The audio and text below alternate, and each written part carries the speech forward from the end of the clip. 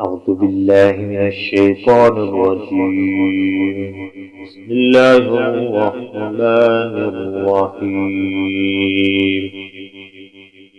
ألم تر إلى الذي حاج إبراهيم في ربه أن آتاه الله الملك إذ قال إبراهيم ربي الذي يحيي ويميت قال أنا أحيي وأميت قال إبراهيم فإن الله يأتي بالشمس من المشرق فأت بها من المغرب فبهت الذي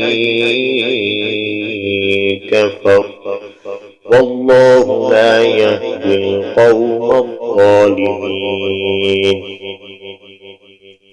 أو كالذي مر على قرية وهي خاوية على عروشها قال أنا يحيي هذه الله بعد موتها فأماته الله 100 عام ثم بعثه قال كم لبثت قال لبثت يوما أو بعض يوم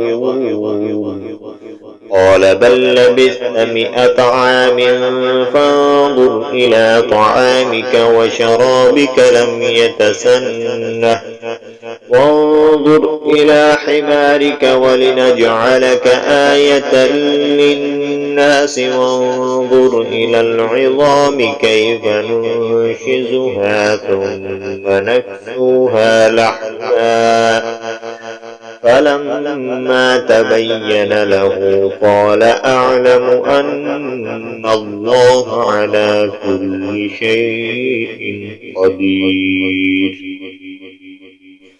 وإذ قال إبراهيم رب أرني كيف تحيي الموتى قال أولم تؤمن قال بلى ولكن ليطمئن قلبي قال فخذ 4 من الطير فصرهن إليك ثم اجعل على كل جبل منهن جزءا ثم ادعوهن يأتينك سعيا واعلم أن الله عزيز حكيم.